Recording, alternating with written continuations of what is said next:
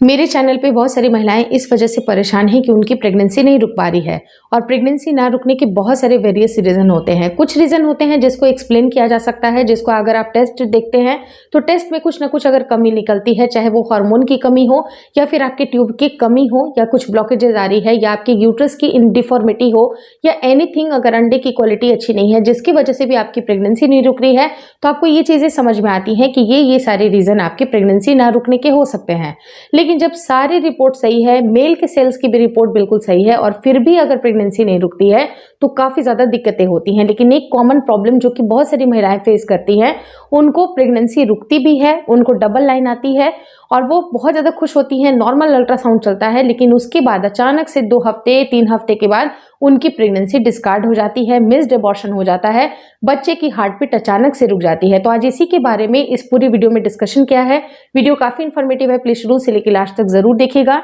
नमस्कार दोस्तों, मेरा नाम हर्षिता वर्मा है और आपका मेरे चैनल ट्विंस माय वर्ल्ड पे बहुत बहुत स्वागत है। जब बहुत ज़्यादा कोशिशें करने के बावजूद जब आपको प्रेगनेंसी रुकती है, आपको लगता है कि चलो अब डबल लाइन आ गई, तो सिर्फ डबल लाइन आने से ही आपको ये संतोष नहीं हो जाना चाहिए कि आपकी प्रेगनेंसी हो गई है। प्रेगनेंसी पूरा का पूरा 9 महीना एक बहुत बड़ा चैलेंज होता है, अच्छी तरह से अपना ध्यान रखना होता है। साथ ही साथ जो आपके रिपोर्ट्स होते हैं वो भी आपके बारे में बताते हैं, बच्चे के बारे में बताते हैं कि कहीं पर भी कोई बच्चे को तकलीफ ना हो। लेकिन अगर बच्चे के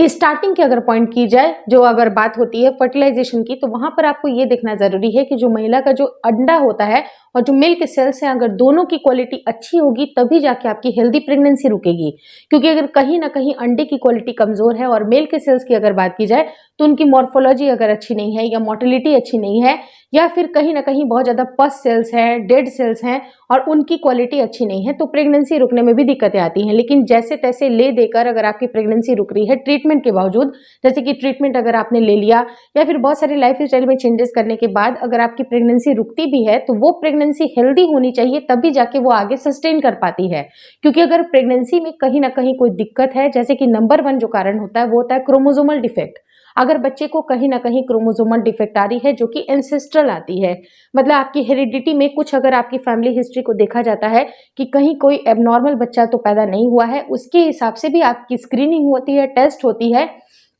तो ये क्लियर कट अंदेशा होता है कि आपकी प्रेगनेंसी सस्टेन करेगी या फिर नहीं करेगी। क्योंकि अगर बार बार महिला को मिसकैरेज हो रहा है, मिस्ड अबॉर्शन हो रहा है, तो उसका एक बहुत बड़ा रीजन ये होता है कि आपका जो फर्टिलाइजेशन हुआ है वो हुआ तो है, लेकिन उसके अंडे की क्वालिटी और जो मिल्क सेल्स हैं उनकी quality up to the mark नहीं थी। इसीलिए बच्चे में कुछ ना कुछ क्रोमोसोमल डिफेक्ट आया है, जिसकी वजह से मदर नेचर खुद ब खुद इस प्रेगनेंसी को डिस्कार्ड कर देती है। तो ये टेस्ट कराना बहुत जरूरी है कि किसी तरह के डिफॉर्मिटी या कोई भी ऐसी चेंजेस जो अगर आपके सेल्स में आ रही है या फिर आपके डीएनए में कुछ ना कुछ अगर डिफॉर्मिटी है, क्रोमोसोमल डिफेक्ट है, तो उस डिफेक्ट को कैसे रोका जाए, उसके लिए पहले आप ट्रीटमेंट लेंगे, उसके बाद ही आप अपनी प्रेगनेंसी के बारे में सोचें। दूसरी चीज क्या होती है कि बहुत ज्यादा कॉमनली डाउन सिंड्रोम देखा जाता है या बच्चा अगर मेंटली रिटार्डेड होता है, उस केस में भी आपकी प्रेगनेंसी बहुत जल्दी डिस्कार्ड हो जाती है। और तीसरा केस कब होता है कि जब महिला अल्ट्रासाउंड कराती हैं, जब फर्स्ट अल्ट्रासाउंड कराती हैं, उसमें भी बच्चे की हार्ट बीट बहुत अच्छी तरह से ग्रो नहीं होती है। जैसे कि अगर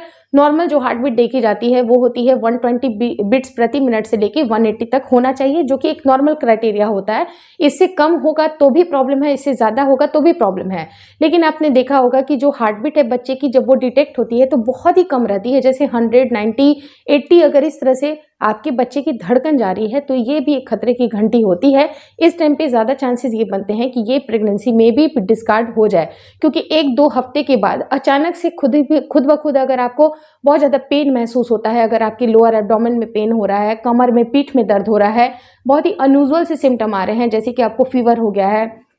बहुत ही अजीब सी फीलिंग आ रही है, जो कि बिल्कुल पॉजिटिव नहीं है। क्योंकि प्रेगनेंसी के सिम्टम और मिस्ड अबॉर्शन के सिम्टम में थोड़ा सा फर्क होता है। तो अगर आपको अनयूजुअल सी चीज़ें लग रही हैं, बहुत ज़्यादा आपका शरीर एक तरह से कह सकते हैं कि हाई फीवर पे आप अगर ग्रसित हैं या फिर बहुत ज़्यादा ब्लीडिंग आ गई है अचानक से, तो उस केस में पता चलता है कि महिला की जब अगर उनकी टेस्ट होती है तो पता चलता है कि अल्ट्रासाउंड में बच्चे की हार्ट बीट आई ही नहीं है या फिर मिस्ड अबॉर्शन हो गया है। तो मिस्ड अबॉर्शन के केसेस से बचने के लिए ज़रूरी है कि आप पूरे टाइम अपने डॉक्टर के कंसल्ट में ज़रूर रहें। अगर आपकी प्रेगनेंसी बहुत मुश्किल से रुक रही है तो प्रोजेस्टेरॉन के भी एक्स्ट्रा इंजेक्शंस या फिर आपको ऐसे कह सकते हैं वजाइनल टैबलेट्स भी लेना ज़रूरी है, ताकि बच्चे को एक्सटर्नली सपोर्ट किया जा सके। तो आपके बच्चे की पूरी स्क्रीनिंग होनी चाहिए। किसी भी पॉइंट ऑफ टाइम पे अगर आपको लगता है कि ये स्क्रीनिंग आपकी कहीं ना कहीं गलत है, जैसे मान लीजिए कि कुछ ऐसी भी महिलाएं होती हैं, चौथा कारण होता है कि उनके यूट्रस की बनावट ही अच्छी नहीं होती है। तो यूट्रस की अगर बनावट अच्छी नहीं है तो कहीं ना कहीं बच्चे को उतना स्पेस नहीं मिल पाता है जिसकी वजह से वो ग्रो कर पाए। तो आपके ओवरऑल हेल्थ को भी देखा जाता है,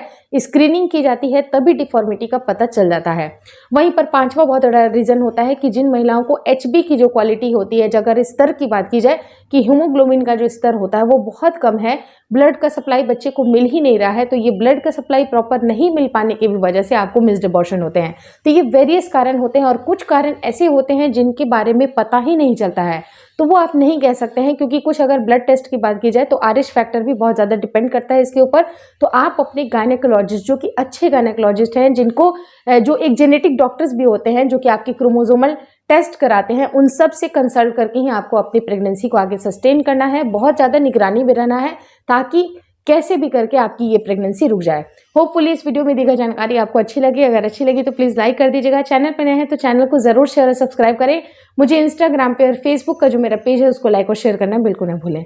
thank you so much for watching twins my world.